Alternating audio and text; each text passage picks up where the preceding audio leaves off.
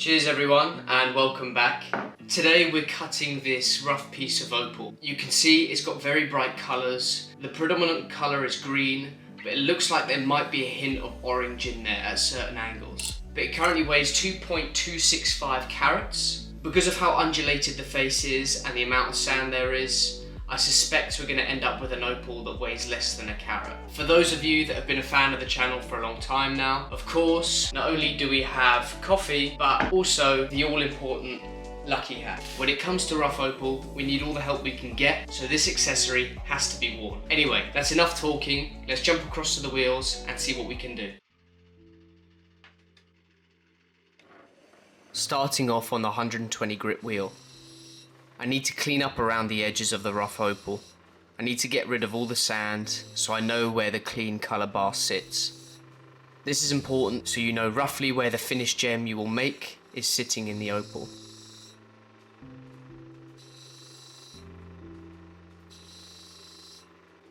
Once I've done that, I'm now beginning to take the sand off the face.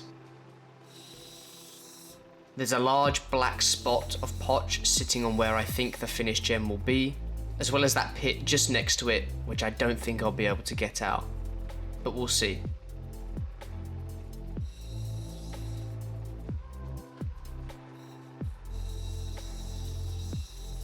I've got the majority of the potch out the face now, but you can see there are a couple little black spots left. Little did I know how much of a problem these black spots will be.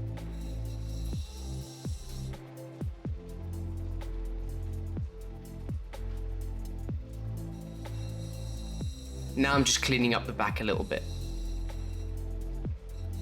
Jumping across to the 400 grit wheel. It takes material away a little bit slower. Zooming in here, you can see there are still those black spots in the face. They need to come out if I'm going to make a perfect gem. And I've decided that the pit to the side is just too deep, and I'm going to have to grind all that side away and roll the edge as much as I can.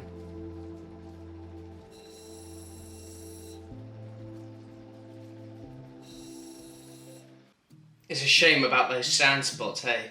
Look, we mustn't grovel too much. At least we're getting a small gem. The trouble with it already is the fact that there's sand showing through the colour bar. So it's not a perfect stone, which, as far as their market or the industry is concerned, that's a problem.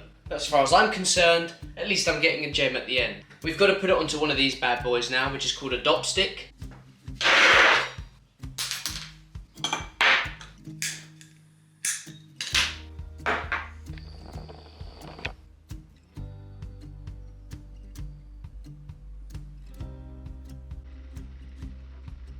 Now the opal is on a dop stick, I can perfect the shaping.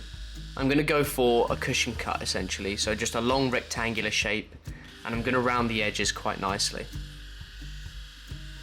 The hardest part about a cushion cut is getting the edges perfect, as well as a nice smooth cabochon over the top. You can see there are still those black spots in the face, and it's vital I get those out. There is sand underneath the colour bar which shows through the face.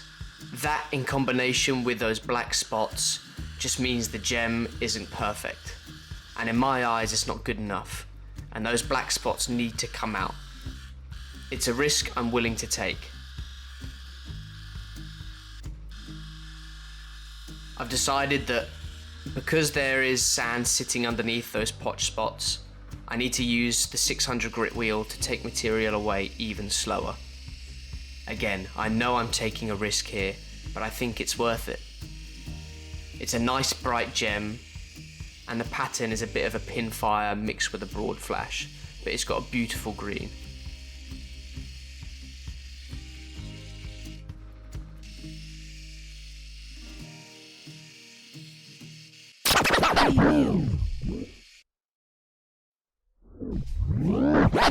Look. I know what you're thinking. What happened to the footage? Let me guess. The opal cracked. Not quite. Let me show you. If I point out to you using the end of these tweezers, that sand spot we can see underneath just went all the way up and it's come right through the face of the opal. Meaning, it's a dud. That's right.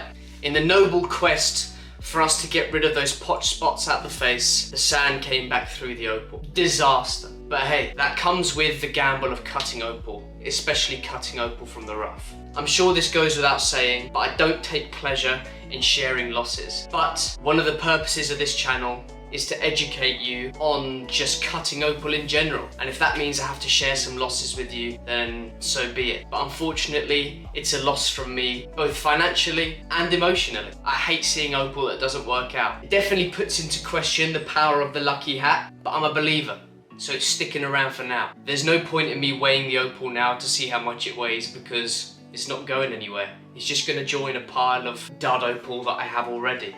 Maybe one day I'll share it with you, maybe one day I'll do something with them. But for now, they'll just sit there. So once again, I apologise this isn't a win, but I hope you've enjoyed the video nonetheless. Subscribe if you want to stick around and see more opal content. I release a video weekly. If you've enjoyed the video, please like it.